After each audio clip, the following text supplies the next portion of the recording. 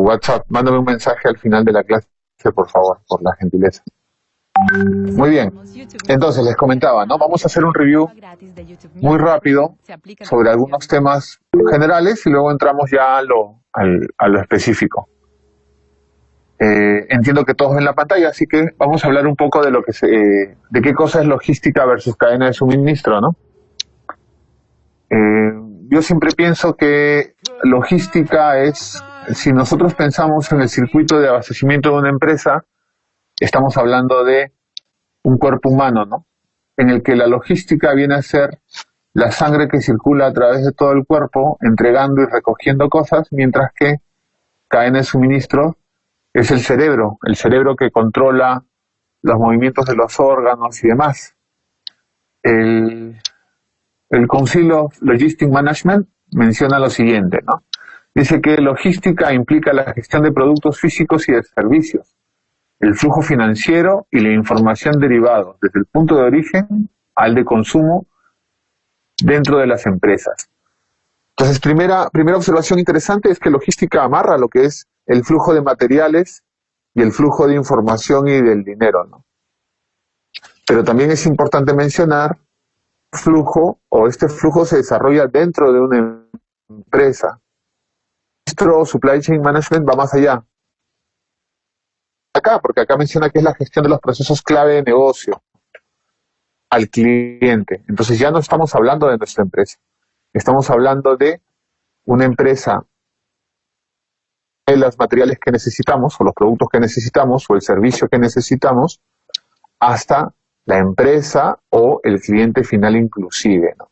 Cuando nosotros hablamos de cadena de suministro, estamos hablando de flujo de información, flujo de dinero y flujo de materiales, tanto a nuestro proveedor como a nuestro cliente, ¿no? Entonces, cerramos mencionando que la logística es la parte integrante de cadena de suministro, que planifica, implementa y controla el eficiente flujo y almacenamiento de materias primas, productos semiterminados, terminados y la información relativa, desde el punto de origen al del consumo, con el propósito de ajustarse a las necesidades de los clientes. Esto es importantísimo, ¿eh? Esto último es importantísimo. La naturaleza o la razón de cadena de suministro es intentar moldear nuestro circuito logístico de tal forma que se ajuste a las necesidades del cliente, ¿no? Antes teníamos un flujo de información y de productos y le decíamos al cliente, mira, eso es lo que te puedo dar, lo tomas o lo dejas. Ahora es al revés, ¿no? Ahora nosotros le preguntamos al cliente qué es lo que quieres, dónde y cuándo lo quieres, y nuestro circuito logístico o nuestra cadena de abastecimiento tiene que orientarse de tal forma que entregue esto en las condiciones que menciono. Es un cambio sustancial y que se ha venido dando al cabo de los últimos, yo diría, 30 años, ¿no? Ahora, esto es lo que nos dice la teoría. Cuando nosotros hablamos de Perú, en Perú, creo que lo comenté en la clase que tuvimos, no estoy seguro, pero lo menciono de nuevo. Cuando nosotros hablamos de logística, operaciones y cadena de suministros actualmente en el Perú, pues los nombres están un poco distorsionados o tergiversados, ¿no? Nosotros le asignamos el nombre en las empresas, el nombre que suena más bonito, ¿no? Ok, necesitamos una persona que vea almacenes. ¿Cómo lo llamaremos? Operaciones, pues, ¿no? Suena chévere. Ya, listo, esa es. Y ya tenemos un jefe o un gerente de operaciones, ¿no? O necesitamos una persona que vea producción. Ya, entonces jefe de producción. No, supply chain management suena más bonito. Listo, cerrado. Supply chain management, ¿no? Pero lo cierto es que en términos no tan generales, logística normalmente está centrado a la gestión de compras, almacenes y distribución. Operaciones está centrado normalmente en producción, distribución, dependiendo del sector. Y cadena de suministros es mucho más transversal, ¿no? Porque ya hablamos desde lo que es planificación de demanda, donde entra taller del proveedor, hasta logística inversa, que es donde ingresa el cliente, ¿no? La entrega y la devolución propiamente dicho. Entonces acá tenemos un flujo, ¿no? Nosotros tenemos un flujo, un esquema del sistema logístico. Como pueden ver, existen transportes, los suministros que pueden llegar en avión, en barco o en unidades terrestres. Esto acá se denomina transporte primario o T1. Justo ayer teníamos nosotros, estoy yo trabajando, les contaba en una empresa que es un operador logístico y nosotros ayer estábamos viendo un software para poder integrar nuestros procesos y hacer minería de datos a propósito de la gestión de rutas y de almacenes, ¿no? Entonces el T1 siempre es el transporte primario, el transporte que entrega productos de punto a punto o de CD a CD, ¿no? De centro de distribución a centro de distribución.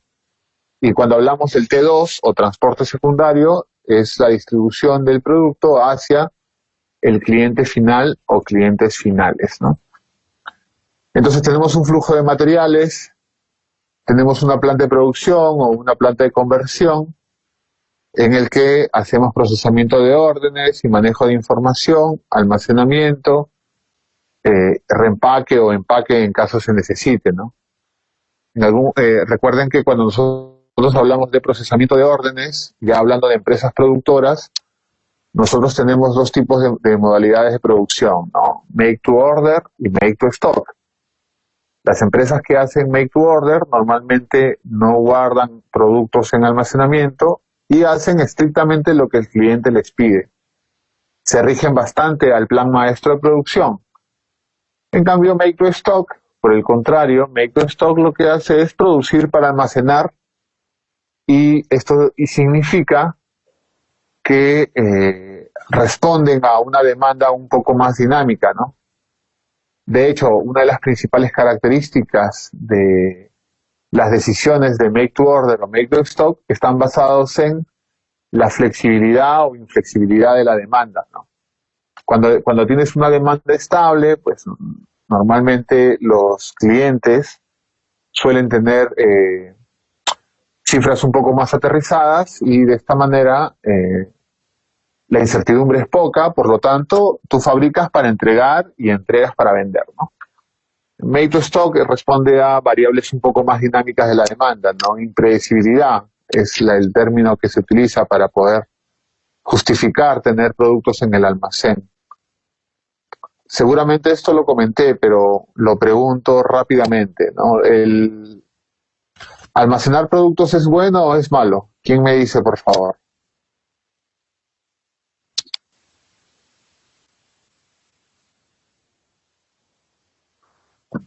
O para hacer la pregunta completa, ¿no? ¿Almacenar es bueno o es malo? ¿Y por qué?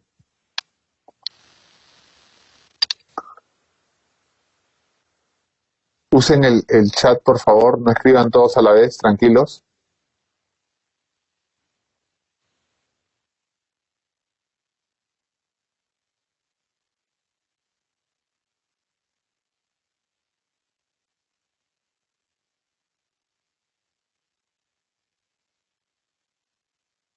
Depende del tipo de material y la necesidad. Sí, en términos generales es verdad. Es verdad. Ahora, del tipo de material. La necesidad la entiendo, pero el tipo de material, ¿por qué el tipo de material? Cuéntame, Carla.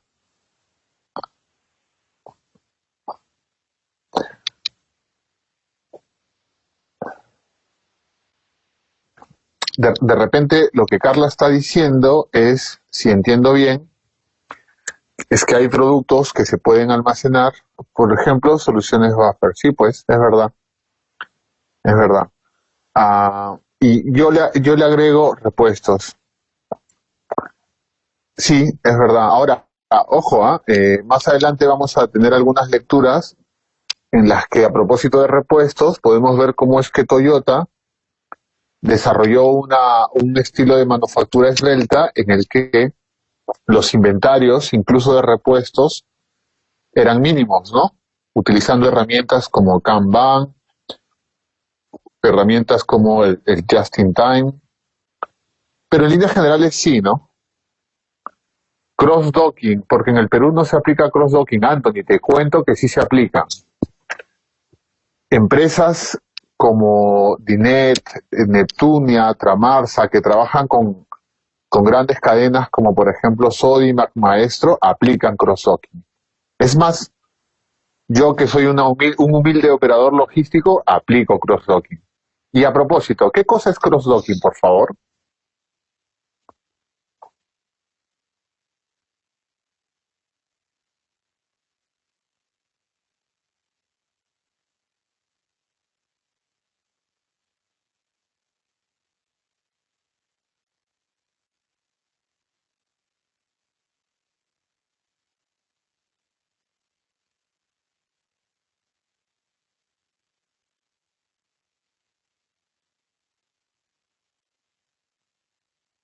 Bueno, yo les cuento.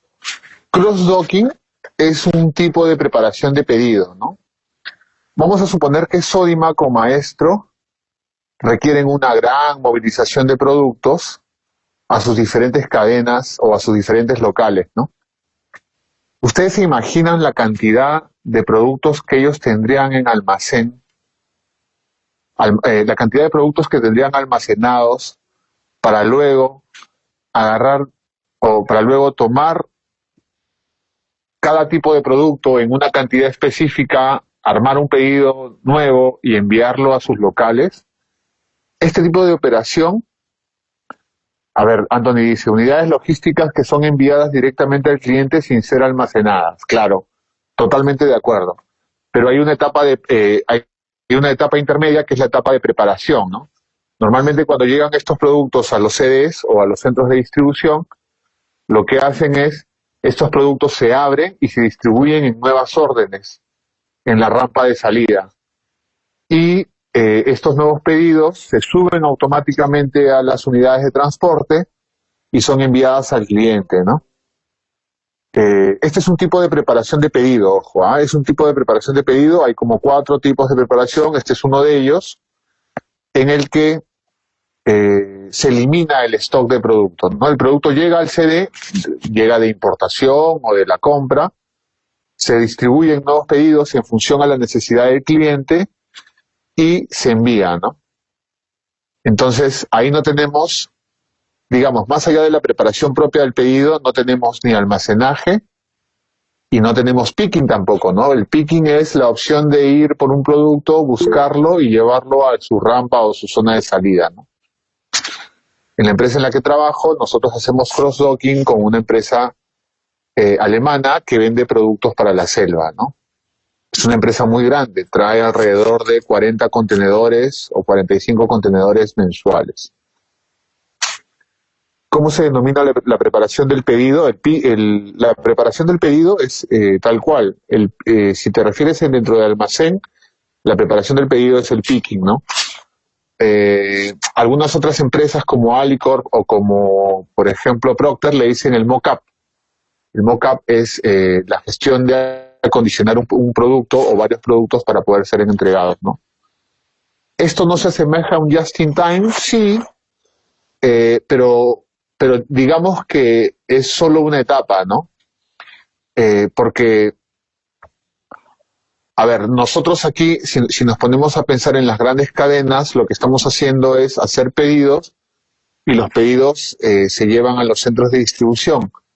Estos se distribuyen haciendo cross-docking, se distribuyen a las tiendas, siguiendo el ejemplo que mencionaba, y luego están expuestas a la venta, ¿no? Y cuando hablamos de just-in-time, estamos hablando de normalmente un proceso de manufactura en el que el producto llega justo cuando se necesita en la línea de producción, ¿no? Ahora, digamos, sí es un proceso esbelto, o sea, sí podemos mencionar de que hay cierto nivel de eliminación de tiempo muerto, ¿no? Pero yo no lo llamaría just in time como tal, ¿no? Espero que esté claro. Sigamos. Entonces, una vez que nosotros tenemos el procesamiento de órdenes, tenemos el transporte secundario, como mencionaba, el transporte secundario o el T2 es todo aquello que acerca tu producto hacia el cliente, ¿no? regresando a la lámina anterior, pueden ver de que todo lo que significa el circuito logístico, el esquema logístico o el sistema logístico, pues es flujo de materiales. También hay flujo de información. Si nosotros hablamos de suministros, pues estamos hablando de que se ha generado una orden de compra. Si nosotros hablamos de un transporte primario, podemos estar hablando de un BL o Bill of Lading, en el caso de los barcos, de un Airware Bill, si estamos hablando de los aviones, o una carta aporte, si estamos hablando de transporte terrestre. En la producción tenemos una orden de producción, tenemos un plan maestro de producción. En el procesamiento de órdenes también tenemos una orden de compra, una orden de pedido. En el transporte secundario nuevamente tenemos una guía de traslado, una guía de remisión transportista, y en los puntos de entrega pues tenemos las confirmaciones, ¿no? O sea, entonces el flujo de materiales siempre acompaña también el flujo, siempre es acompañado por un flujo de información y en consecuencia un flujo de dinero también, sea dinero que ingrese o sea dinero que salga, ¿no? Cuando hablamos de dinero que sale, es dinero que nosotros invertimos para hacer viable o para hacer posible la entrega de este material al cliente final, ¿no? Cuando hablamos voy a regresar al inicio, cuando hablamos de suministros, la orden de compra normalmente la acompaña una carta de crédito, un depósito, una transferencia.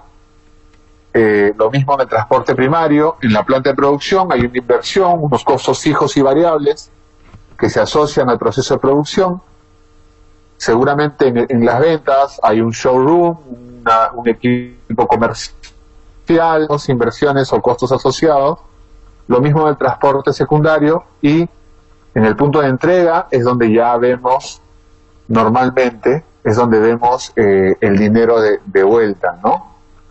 La diferencia entre lo que gastamos y lo que y a cuánto lo vendemos es ese spread, esa brecha, ese margen es lo que mantiene activas las empresas, ¿no?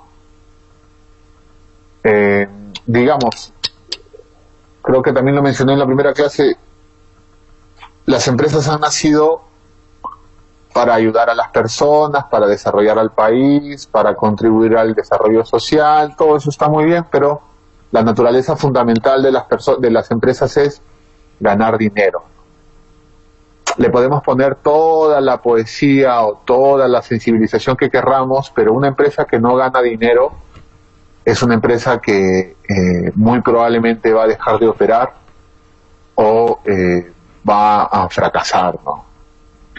El dinero es el eje fundamental, nos guste o no nos guste, en el ámbito empresarial, ¿no? A todos los jefes, gerentes, directores, nos miden en función a nuestra capacidad de poder generar dinero en las empresas, ¿no?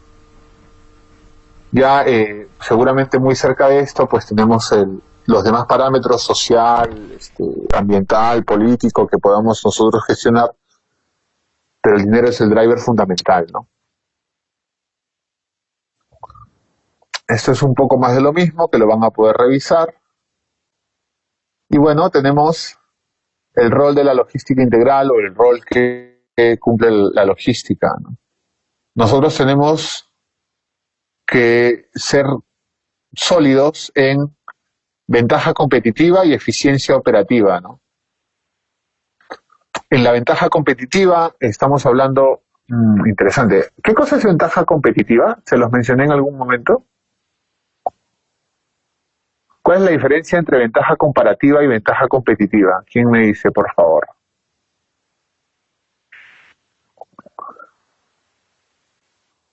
Con calma, los espero. Tenemos hasta las 5 de la tarde.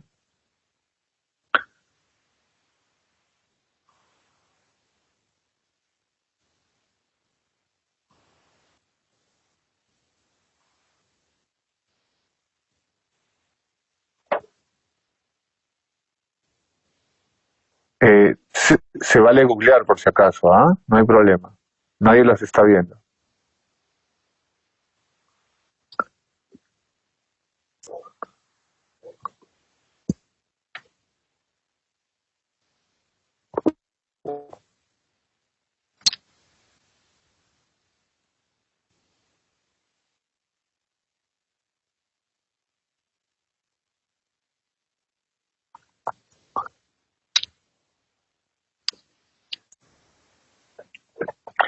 bueno, les voy contando. La ventaja competitiva es una posición diferenciadora que tu empresa logra, ¿no? Es un elemento que te hace diferente de los demás. Mientras que la ventaja comparativa es un factor externo que te otorga una ventaja natural sobre tu competencia, ¿no? Nosotros tenemos una ventaja comparativa en función a otros países de la región, mayor diversidad de papas, por citar un ejemplo, ¿no? Y la ventaja competitiva es que le da a tu producto. Si se dan cuenta, la ventaja que se desarrolla dentro de la empresa. Que la ventaja comparativa suele ser un factor externo, ¿no? Los microclimas del Perú, por ejemplo. Es un elemento que otorga una ventaja. La capacidad de la empresa de poder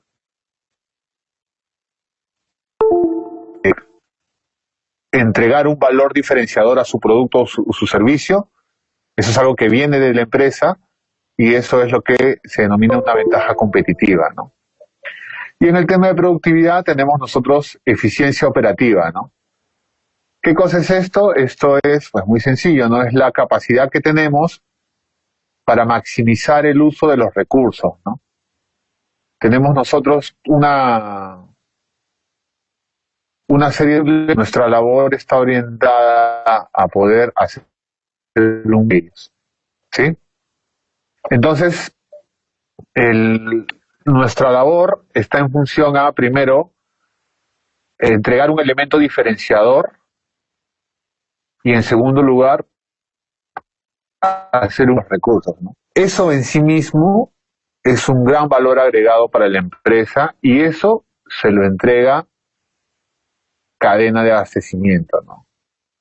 Yo leía la otra vez en Harvard Business Review que el mercado se va a volver tan estándar, o se está volviendo tan estándar, que el elemento diferenciador va a ser cómo moldees tu cadena de abastecimiento, ¿no? Cómo haces que el circuito logístico sea más o menos dinámico, ¿no?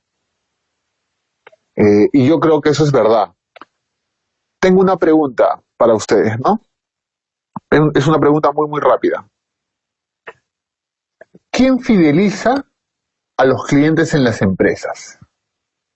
¿Es el área comercial el que tiene contacto con los clientes? Mi pregunta es, ¿el área comercial fideliza a los clientes o es el área de operaciones, logística, cadena de abastecimiento? ¿Quién me dice? ¿Quién crees que es el que fideliza al cliente?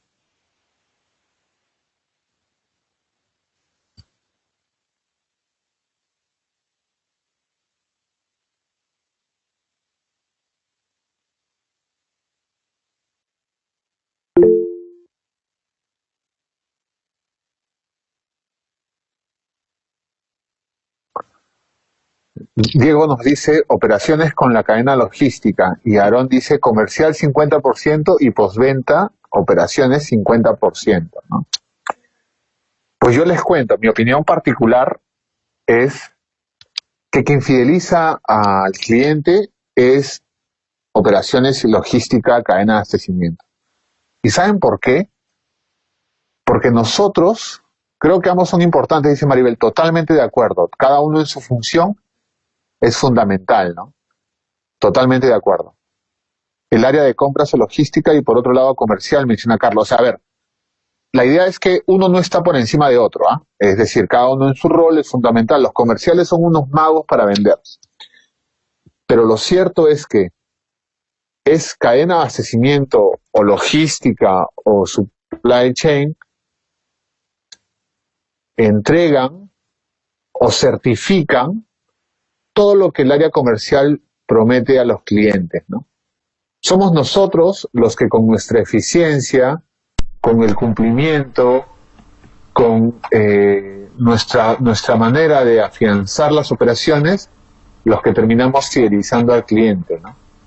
Sí, Aaron, totalmente de acuerdo, ¿no? Comercial no solamente es vender, pero digamos que en términos muy generales, toda la estrategia comercial, la gestión de precios, la gestión de medios, la gestión de marketing, el desarrollo de producto, Todo esto está orientado ¿a qué? A vender más. Entonces, toda la maquinaria comercial está siempre orientada a que tengamos como output, como elemento de salida, la venta, ¿no? Por eso es que yo decía de que los comerciales son unos magos vendiendo, ¿no? Porque no solamente es decirle este producto cuesta 5 soles, sino que todo lo que conlleva hacia atrás, ¿no? Bueno, entonces mencionaba que para mí, digamos, este es un comentario seguramente parcializado porque yo trabajo en cadena de abastecimiento, pero para mí quien fideliza al cliente somos nosotros, ¿no? Insisto, todas las áreas son importantes desde su trinchera, por supuesto. Claro, correcto, Frecia, justamente es lo que yo creo, ¿no? Que la venta crece por la buena preparación de un producto. Su lema nos comenta que todo está en función de generar mayor venta. Sí, pues, porque la venta, el incremento de la venta... A ver, yo mencionaba hace un momento que las empresas ganan dinero y que ese es su objetivo fundamental. Existen muchas maneras de ganar dinero, pero dentro de las empresas, para mí hay dos fundamentales. Creo que lo vamos a ver más adelante, tal vez cuando veamos cupón. Una manera de ganar dinero es incrementar las ventas, ¿sí? Tú ganas un porcentaje, un spread, que es tu margen de contribución, y en la medida en la que vendas más, vas a poder mayor margen. Otra manera es el uso racional de productos. Es decir, si tú vendes un producto que te cuesta 10, lo vendes a 15, significa que tienes un margen de contribución de 5. En la medida en la que el producto ya no te cueste 10, sino te cueste 9, 8 o 7, tu margen, tu spread aumenta sin que aumentes el precio de venta. Y eso está asociado a lo que estamos viendo acá, ¿no? En primer lugar, ventaja competitiva, hacer que tu producto sea diferente, y ahí hablábamos de la magia comercial y de la gestión comercial y de nuestro rol para poder adaptarnos a la necesidad del mercado. La competitiva es hacer que los productos nos cuesten menos, y de esta manera podemos nosotros tener mayor margen de contribución por cada unidad vendida, ¿no? Ese es un poco el espíritu del mensaje, ¿no? Bueno, y mejoramiento de infraestructura, eso es fundamental, pero digamos que dentro de lo fundamental es un complemento, ¿no? Sigamos viendo por acá. Bueno, entonces, resumiendo, cadena de abastecimiento, cadena de suministro, supply chain management, como lo quieran denominar, comprende todas las actividades asociadas directa o indirectamente con el flujo y transformación de los bienes o servicios, desde la materia prima hasta el usuario final, así como los flujos asociados de información y de capital. También considera el flujo físico de información y capital en ambos sentidos de la cadena, ¿no? Sea desde el proveedor hacia el cliente y viceversa, ¿no? Digamos, hace un momento hemos mencionado de que todo parte del proveedor que nos entrega materia prima, y esto entra a nuestro nivel, a nuestra planta de producción, y esto, una vez concluido, se entrega al cliente final. Flujo inverso, ¿no? Es decir, el cliente nos da información también. Nos dice si está satisfecho o no con el producto o el servicio, nos dice si exige el lead time es el correcto o incorrecto, nos dice cuánto va a querer comprar mañana o pasado mañana. Toda esa retroalimentación que nos da el cliente, lo contrario, y nos ayuda a acotar o a perfeccionar el ciclo logístico. Y esto es un ida y vuelta constante, ¿no? Constantemente nosotros intentamos recibir información del mercado y constantemente intentamos ajustarnos de acuerdo a esa información que recibimos, ¿no? Pregunta rápida, por favor, ¿quién me ayuda? ¿Les pasé el caso Sara? Sí, nos pasó la primera clase.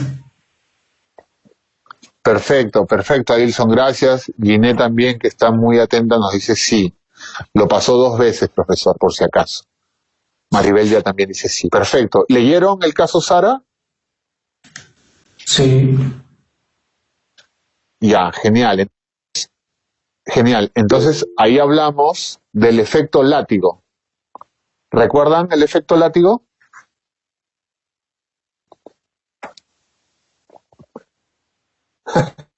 No, dice Maribel, no. Bueno, voy a... ¿Es? Esta es una tarea muy pequeña, que lean un poquito acerca del efecto látigo. Y en la siguiente clase, les llegué a tomar un examen sobre el caso Sara.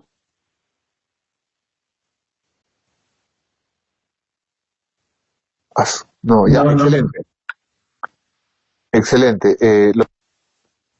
Lo que voy a hacer es, lean el caso Sara nuevamente y les voy a tomar algunas preguntas muy rápidas en la siguiente sesión.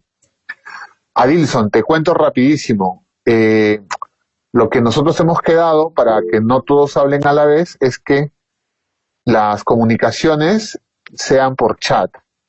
Por eso es que todos están calladitos como si estuvieran durmiendo y vemos la interacción solamente por chat. Digamos, vamos a ver qué tal nos va en esta clase así. Si hay alguna queja o alguna duda o alguna inconformidad, nos vamos adecuando en la siguiente sesión. Tranquilo, no pasa nada. Además, Alison, tienes dos, déjame decirte. Así que, de hecho, discúlpame tú. ¿Tiene ganas? Sí, sí, tiene. Muy bien. Entonces la siguiente sesión, para la siguiente sesión, voz dulce, es verdad, ¿no? Y está bien que lo digas tú. La siguiente sesión vamos a tomar una práctica muy rápida sobre lo que significa el caso Sara.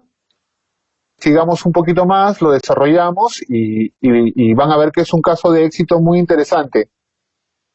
Una vez que vuelvan a leer el caso Sara, se van a dar cuenta que todo lo que estoy hablando probablemente no sirva para nada, porque Sara rompe todos los esquemas de aprovisionamiento logístico tradicionales, ¿no?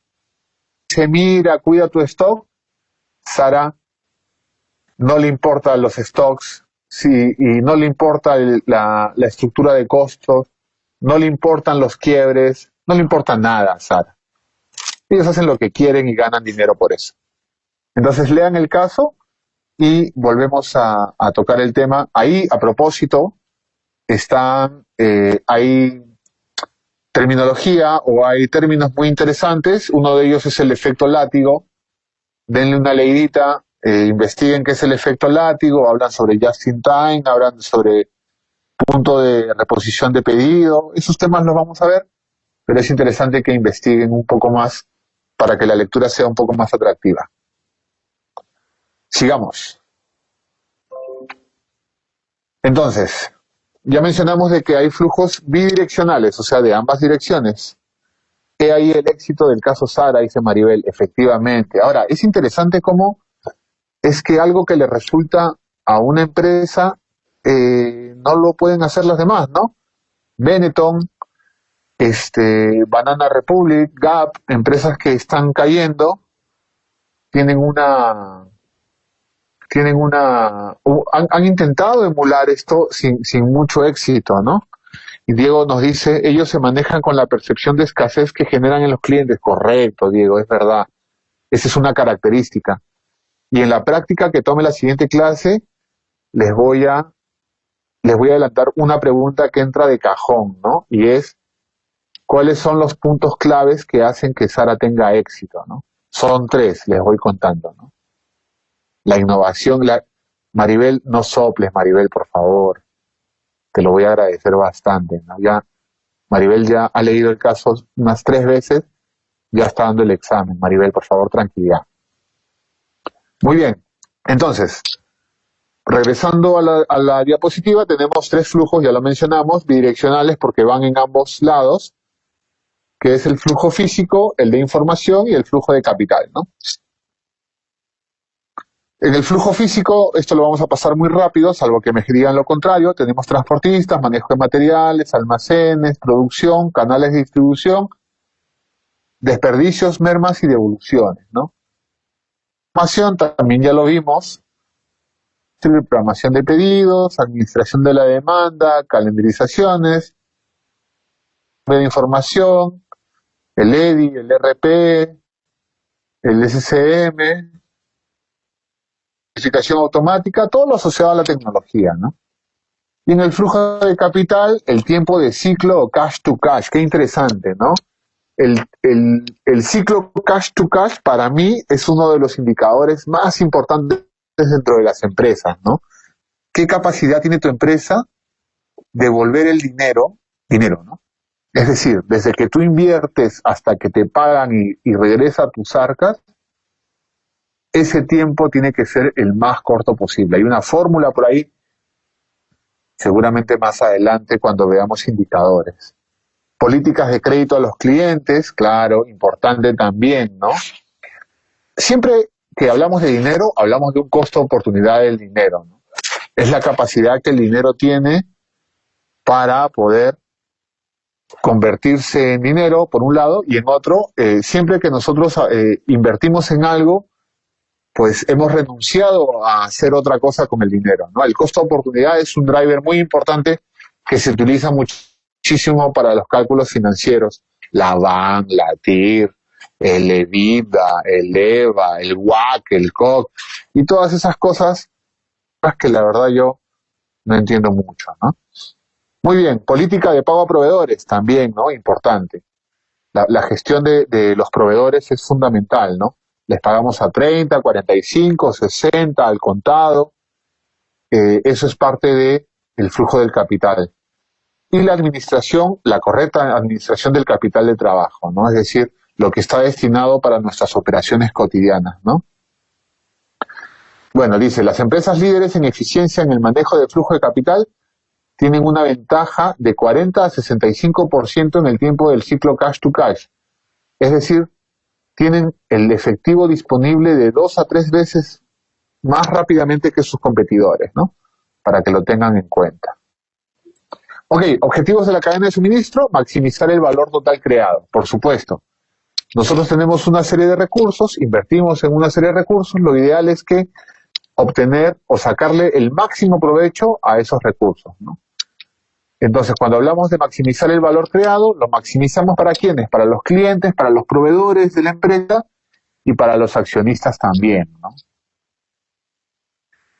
Al suministro, la diferencia entre lo que el producto vale para el cliente y lo que la cadena gasta en satisfacer el requerimiento del cliente, ¿no? Entonces, hay un tema de percepción asociado, ¿no? Un tema subjetivo, si se quiere. ¿Cuánto vale tu producto para el cliente? ¿Y cuánto te costó hacerlo de esa manera, ¿no? Entonces, ese es el valor de la cadena de abastecimiento. El valor está correlacionado con la rentabilidad, por supuesto, pues, ¿no? Si la percepción del cliente es una percepción positiva o muy positiva versus tu costo de producción o tu costo de cadena de suministro, esa diferencia, mientras más grande sea, mayor valor le va a entregar, ¿no? Entonces, la administración de la cadena de suministro procura maximizar la rentabilidad de la cadena completa, administrando los activos, los productos, la información y los flujos, ¿no?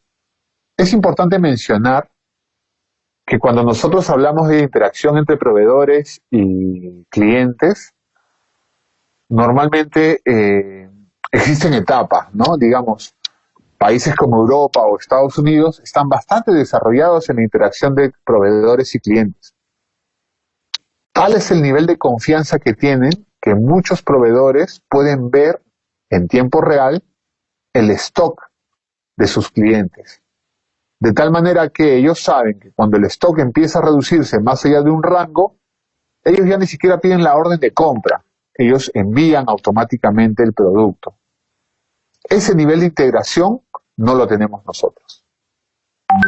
Ese nivel de integración que está avanzando muy rápido en países como América del Norte y Europa, pues aquí está a un nivel muy incipiente, ¿no? La principal razón es la desconfianza, ¿no?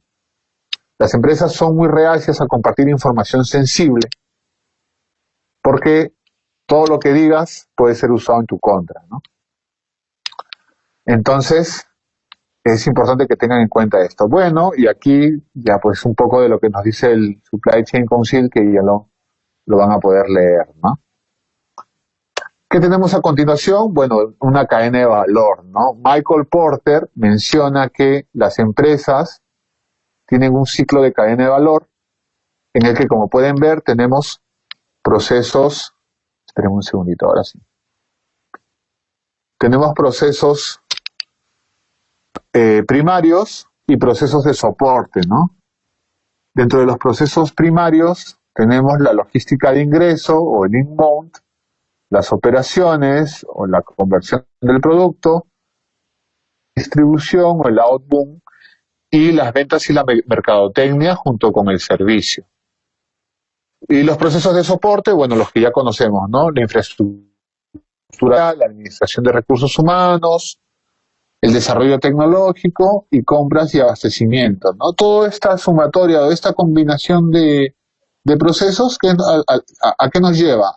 Yo discrepo un poquito porque para mí abastecimiento no es un proceso de soporte, para mí es un proceso primario, ¿no? Porque cuando nosotros hablamos de gestión de compras, estamos hablando de planificación de compras, y cuando hablamos de planificación de compras, hablamos de la gestión de la demanda, y cuando hablamos de la gestión de la demanda, estamos intentando conocer qué es lo que quiere el cliente y cuánto y cuándo lo quiere.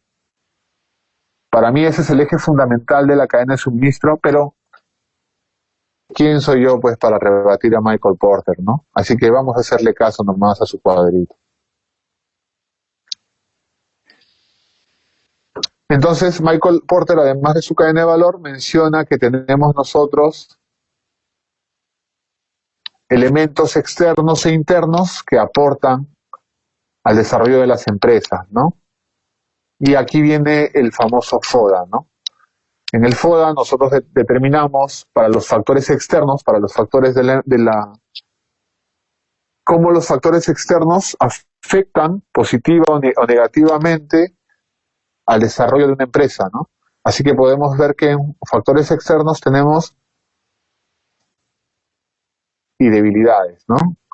Y en factores internos tenemos oportunidades y amenazas, ¿no? Y bueno, el cruce de estos factores nos entrega eficiencias o nos entrega herramientas para poder minimizar los riesgos y maximizar las oportunidades, ¿no? En la sección 3 me parece que este tema se explota en mucho más detalle, ¿no?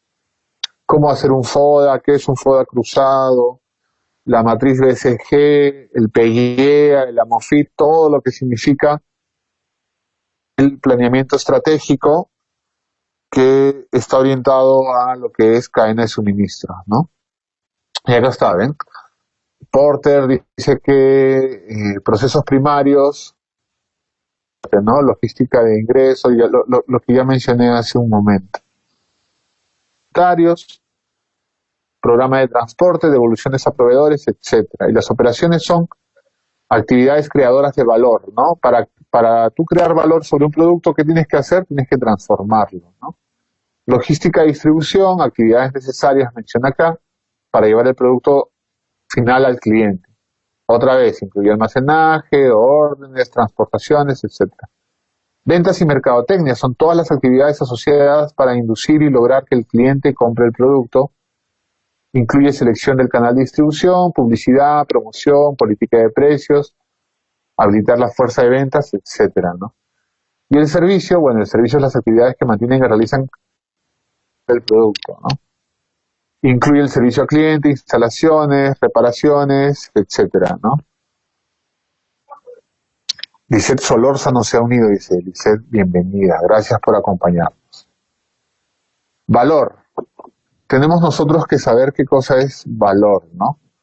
El valor, dice acá, que es la percepción que tiene el comprador de la relación entre lo que está dispuesto a pagar por un producto o servicio y la satisfacción. El valor es un elemento tangible o intangible. ¿Quién me dice?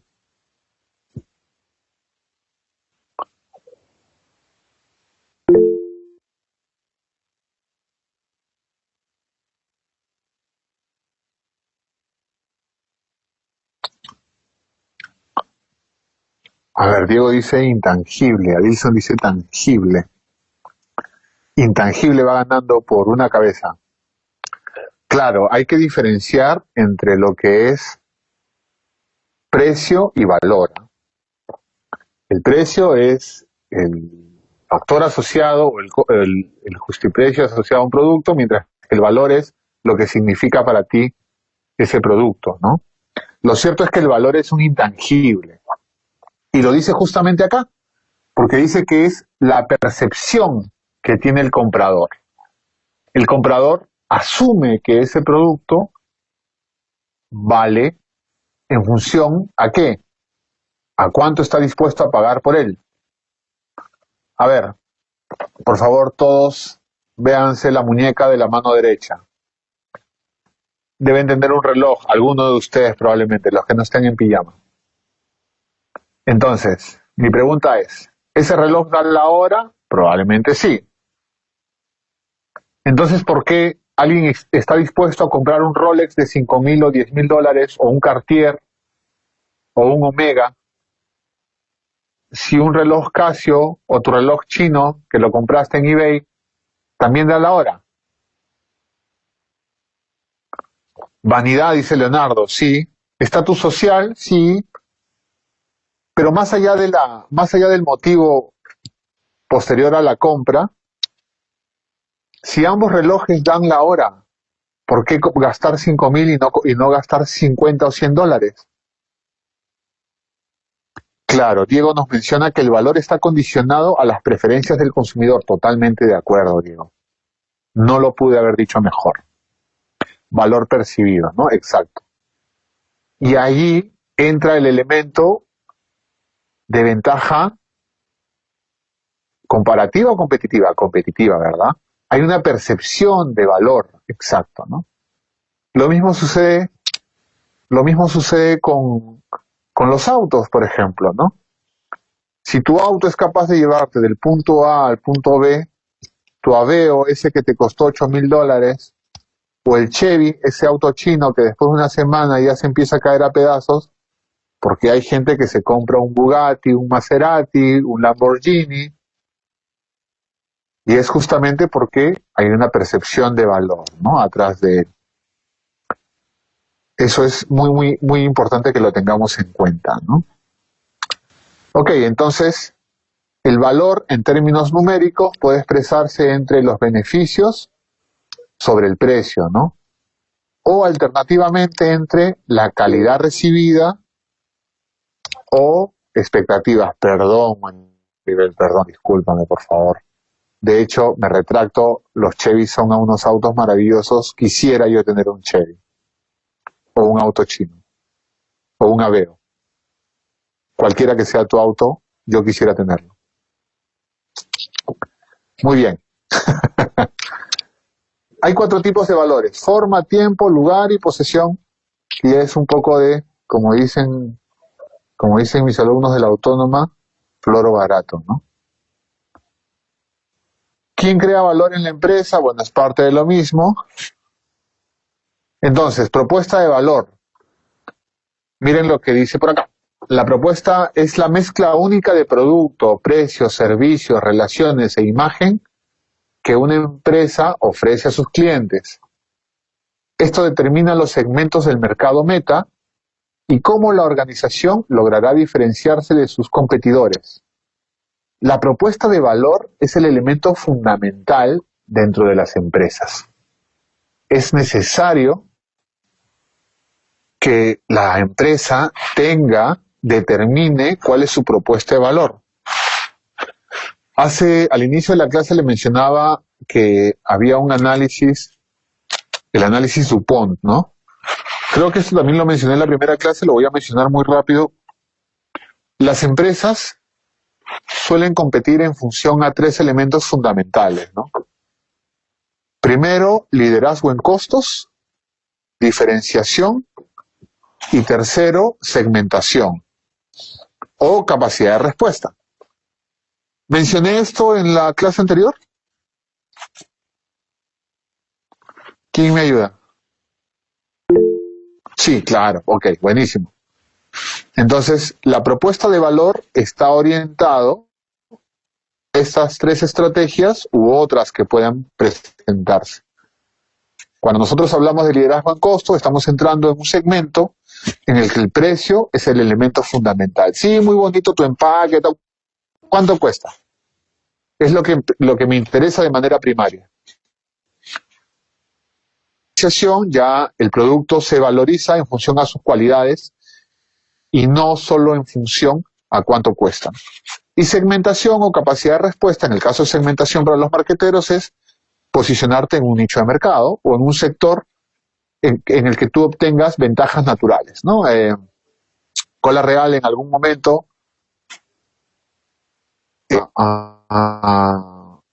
aprovechando no competir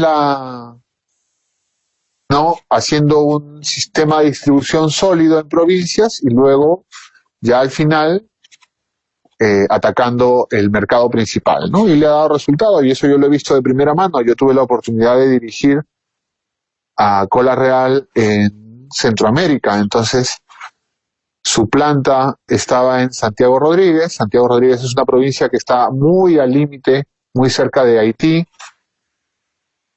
y ellos empezaron atacando las provincias, haciéndose sólidos, y luego entraron a la capital. De hecho, Cola Real es líder en el mercado dominicano, ¿no? Tiene una participación del 38, 39%.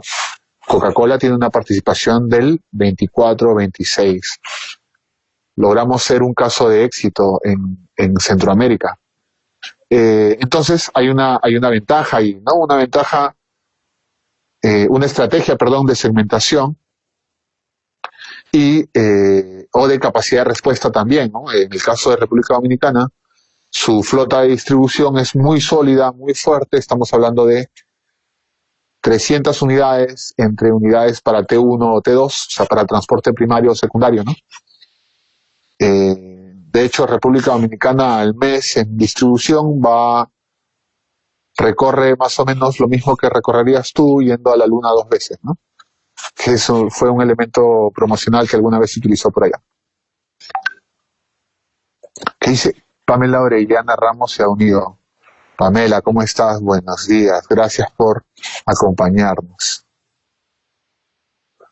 Recuerden que la propuesta de valor es hacer cosas que el cliente aprecia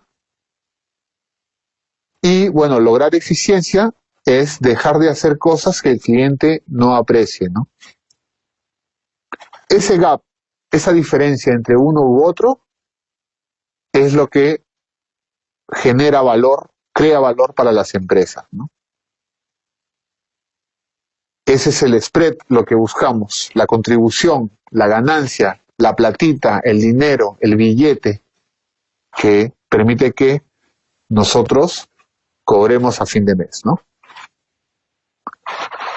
¿Qué más dice por acá? Que la efectividad es la satisfacción de las necesidades del cliente y la eficiencia es en el uso de los recursos disponibles para maximizar las utilidades, ¿no? Bueno, acá pues un poco de definición, ¿no? De ventaja competitiva, creación de una ventaja única sobre los competidores, aquello que haces particularmente mejor que ellos, que te permite lograr mejores resultados, consideran importante y están dispuestos a pagar por ello. ¿Cómo se puede desarrollar una ventaja competitiva? Diferenciación, liderazgo en costos o velocidad de respuesta, ¿no? Que está muy asociado al modelo DuPont que mencionaba, ¿no? Existe algo que no es materia de este curso, pero que se llama modelo de Kano. El modelo de Kano se ve en todos de Lean Six Sigma, porque, como saben, creo que lo comenté en la primera clase, yo soy un Lean Six Sigma Black Belt, ¿no? Entonces, el modelo de Kano nos dice, no todo lo que el cliente percibe como ventaja genera satisfacción. Se los dejo de tarea. Investiguen un poquito sobre el modelo de Kano. Si me animo, les traigo un par de diapositivas la siguiente clase. Y esto es interesante porque permite acotar cómo es que la empresa puede entregar elementos que aporten valor.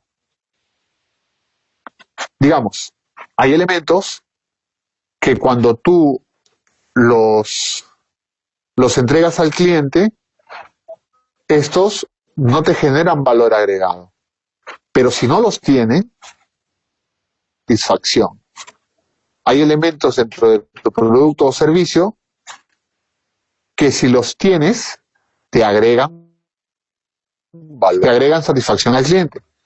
Pero si los quitas, no te generan insatisfacción. Es interesante, ¿ah? Es interesante este Nakamura Kano, era un que significa satisfacción y satisfacción del cliente, y creó un modelo muy, muy bueno. ¿Quieren que les dé más información de esto? Sí, dice Débora. Sí, Alexon, sí. Ya, matricúlense en mi curso de Lean Six Sigma, por favor.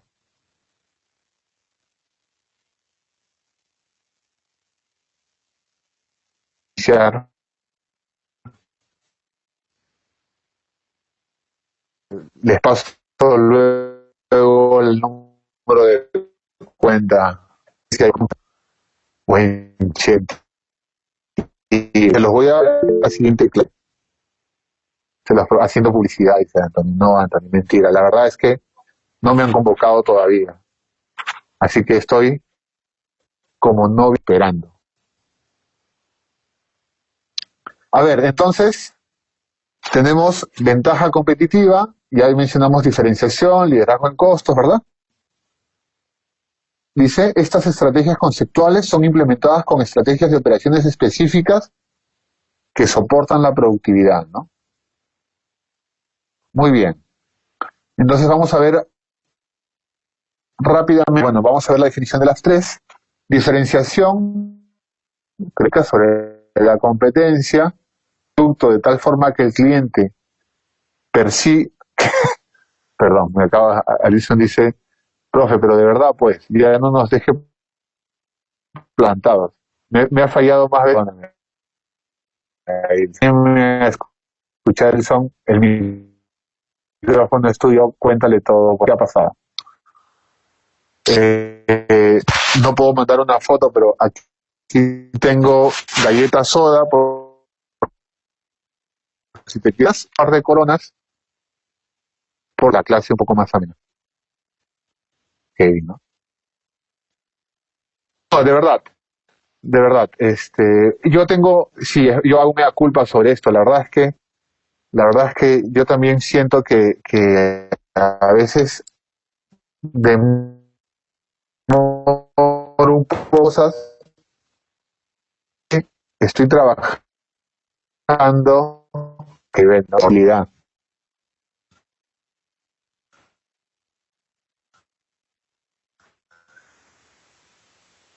Que no quiere decir situaciones románticas, porque la verdad es que muy probablemente, si cambiamos de tema,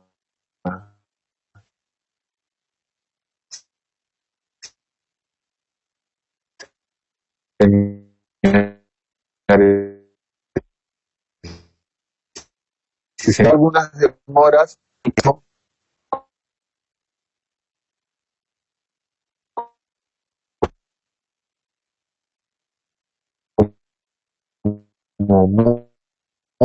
mula.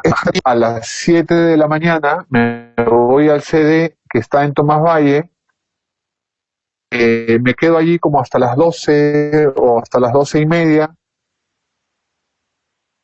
Sin Sarriola, me quedo allí en reunir estrategias hasta las 9 de la noche más o menos. Regreso otra vez al CD en Tomás Valle y en promedio la 1:30 de la almuerzo, si es que puedo, y al día siguiente me vuelvo a despertar a las 6 de la mañana, ¿no? Podemos hacer, sí, claro que sí, Anthony, gracias, claro que sí.